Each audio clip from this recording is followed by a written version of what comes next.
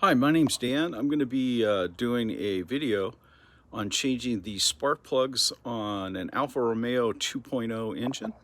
So this is the Alfa Romeo 2.0 engine, and as I said earlier, today we're going to be changing the spark plugs in this vehicle, and I'll be going through this in a step-by-step procedure. It's the first time I've done it, but I watched some other videos and I don't know, I just thought I'd make my own.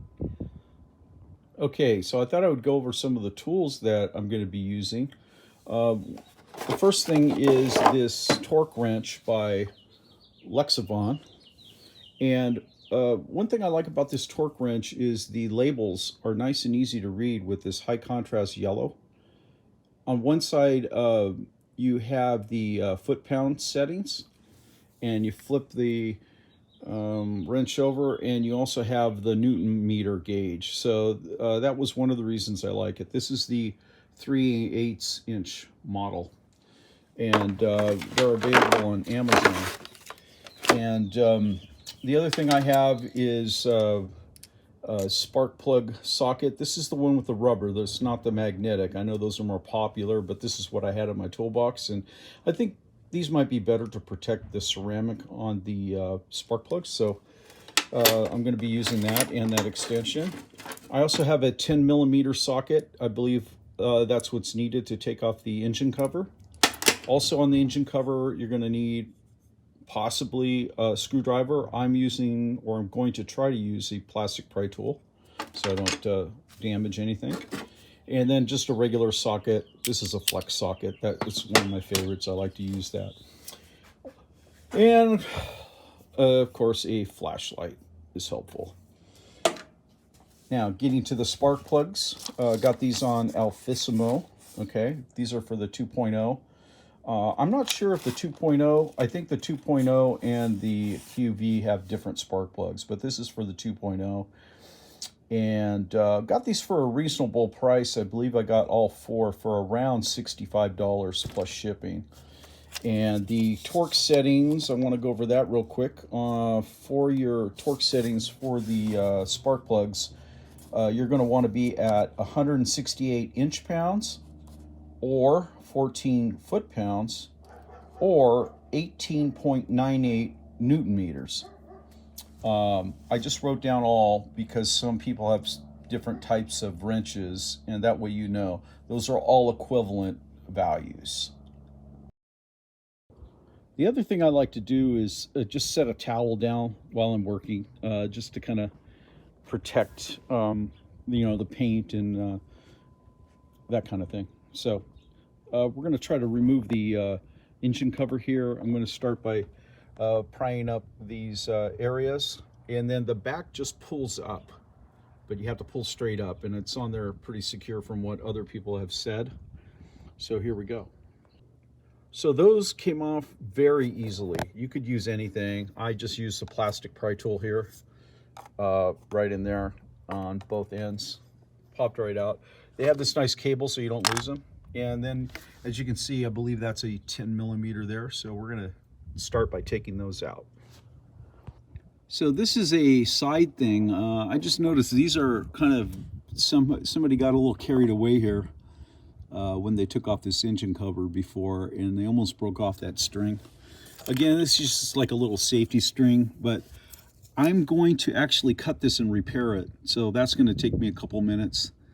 And it looks like I got a little torque wrench to take that piece off there.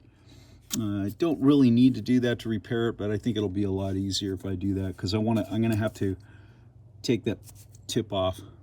Anyway, so that's a little side job. We're going to do that right now. In case you're wondering, the size for this little nut here, this little nut here is going to be a CRV10, a little 10 Torx, and I will be taking that off to repair that end piece. Okay, back on the sidebar project. I ended up making these out of rubber. The cloth was just too rotten to really work, and I just got these electrical terminals. I heat shrunk them just mainly for aesthetics, so they would look good. and they're going to bolt right back up into the original thing with the original bolts. So I got these attached in here. I don't know if that's a little better.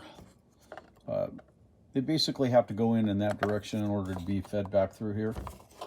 And now it's a little tighter than it was before without the cloth, but it fits perfectly. And those won't break on me. So they snap in there pretty good.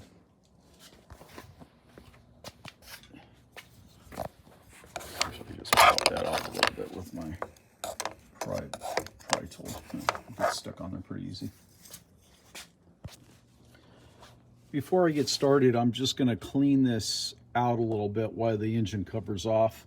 I know nobody's going to see it, but I'll just feel better about it, and I'm just going to hand wipe it down.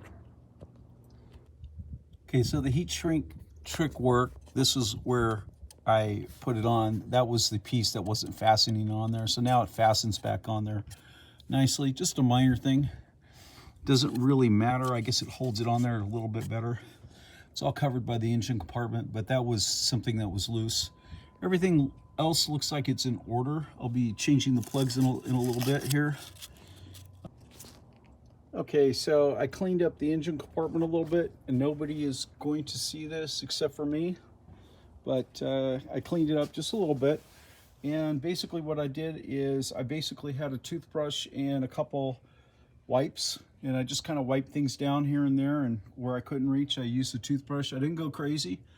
You're not going to see this, but it cleaned up a lot of the dust, and so the engine compartment's nice and clean, and we'll get started on removing the plugs.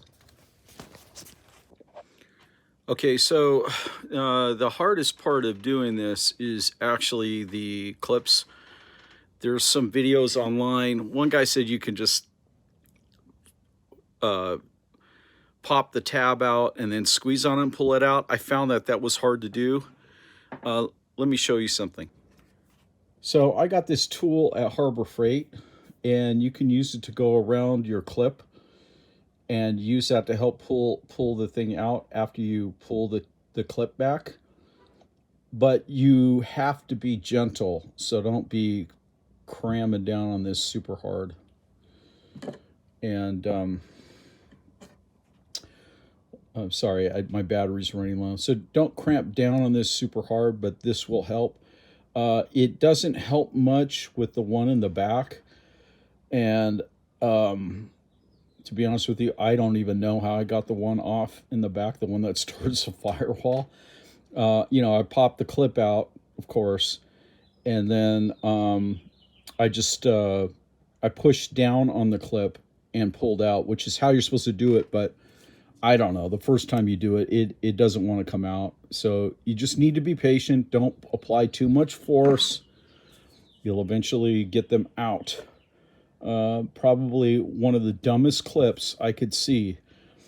You know, all they have to do is make a clip where you just pull the tab out, and once you do that, you should be able to pull the unit out. But apparently they got this two-stage thing, and it's really crappy. Okay, so here's the engine compartment. I got the clips off. 1, 2, 3, and 4. These are going to come out with the 10 mil socket, 10 mil socket, 10 mil socket. And I'm not going to cover my ports, but you don't want to drop anything in them. And it's not windy today or anything, so I will pull these. Right now, I'm going to charge my battery up first, take a little break. So one thing I'm doing on these is before I put them back in, I'm doing a general cleanup. And I'm just doing this with an old toothbrush. Doesn't have any chemicals or anything on it. And I'm just basically hitting the exterior parts. And I blew it off a little bit with the compressor too, but I just want to get everything nice and clean before we put it back in. The other thing I'm doing is I numbered on a piece of cardboard what cylinder they came from. So this is towards the front of the car, and 1, 2, 3, 4 as we go from the front to the rear. I don't know if that's actually the cylinder number. It's just the order that I took them out of the car. and I'm putting them back in. And so that's another tip. So the next step will be pulling the spark plugs out. So this is the first spark plug. This is the one that is closest to the front of the vehicle. What I would call number one. I don't know if that's the actual cylinder number, but so yeah, this is after 40,000 miles. So I definitely, you see some carbon on there. I did check the gap. The gap's right on. It might be 0.25 instead of 0.24, but I mean it's good. So they're not gapped or anything. But yeah, so I think it was time for a new set. I'm gonna do one at a time, so I'll be installing the new one now. FYI, I also switched over to the next size up, a little bit of a longer extension just to give me more room in there. Okay, I have my torque wrench spec'd to 14 foot-pounds, and that is the proper spec. I just hand tightened everything by hand. Again, I'm doing one spark plug at a time. That's just the way I'm going to be doing it. All right, so I'm going to do the first one. So before I finish up on this spark plug install, I'm going to be putting the cover back on. And I was told that you want to make sure that the cover and the bolts are back in place before you start the car. So FYI, I warned you, put everything back in before you start the car up. I don't know if that's fact or fiction. It could be that there's some kind of ground tied to that or sensor. It didn't seem like it, but I don't know. So apparently you're supposed to put the cover back on. So that's what I'm doing. Okay, so I just finished the installation. I put the cover back on, and I just went in and started the car to make sure everything was good. No codes or anything. I didn't expect any codes. FYI, I did not disconnect the battery when I did this job because I knew that there's no voltage going to that area unless you have the key ignition on. So just keep your key away from the car, I guess, and make sure nobody hits the remote start while you're fucking working on the car. I don't know, but I mean, in abundance of all caution, I don't think there was a need to... I'm usually pretty cautious, but I feel that you don't need to disconnect the battery for this service. But yeah, everything's good to go. Hope I helped somebody out there. I know there's better videos on changing the spark plugs, but one of the things that I wasn't sure of, well, I wasn't sure of a lot of things. One was the connectors. That was the hardest thing. And even though there were a couple videos explaining how to take out the connectors, it's still kind of, you got to be careful with the connectors. They're not the easiest thing to work with. So that is definitely the hardest part of the job, taking those connectors out properly without breaking anything, because it's plastic, and if it's been in there for a number of miles. I did have a couple tabs on the connectors where they were worn down, and that was not from me breaking them off. I looked like a service tech had gone in there and maybe checked them or something, and I don't know. Anyway, but they're not moving. I mean, they're snapped on. They're real good. So I don't anticipate any issue with that.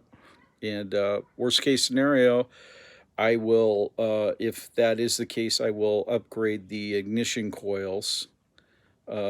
Upgrade's the wrong word. I will replace the ignition coils, but they look like they were in excellent condition. I didn't see any signs of corrosion.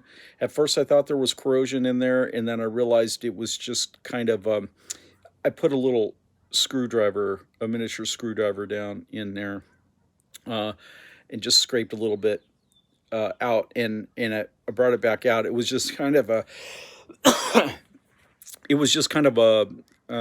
I want to say maybe some kind of dielectric lubricant or something, a very small amount of it on there, and I just left it in there. I didn't add any more of that in there. No signs of corrosion or anything like that. The rubber was in good condition, not cracked or anything like that. So I don't think I will have to change those during the course of my ownership. Right now, the car has 40,000 miles. I'll probably keep it until I hit 80 or 90,000 miles. I know I won't have it after that. But anyway, so I got the plugs changed. Hope this helps somebody out. Probably the most interesting thing with it were the straps on the engine hood cover. They're not like a requirement, but they're kind of cool so you don't lose those caps. And those were about to break. So as I showed you earlier in the video, that mod I did by just using some speaker cable. I got the real flexible kind. You don't want a stiff wire. And then I just got the eyelet ends and basically did that, heat shrunk them just to make them look nice and everything, and cut them to the same length that the cloth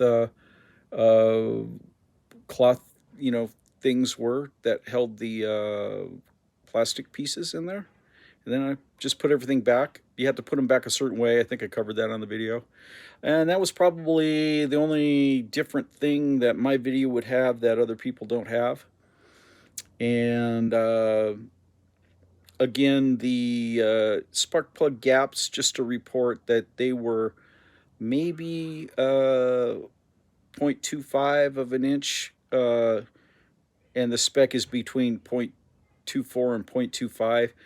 And when I say that, I mean, if they were 0.25, they're real tight, so yeah, the spark plugs that were installed in there were not, gapped or nothing, no issues like that, just those carbon deposits. And after 40,000 miles, I think we can say that's normal. So that's the end of my video. I will try to shorten it a little bit so it's not so long for everybody. Thank you for joining me today.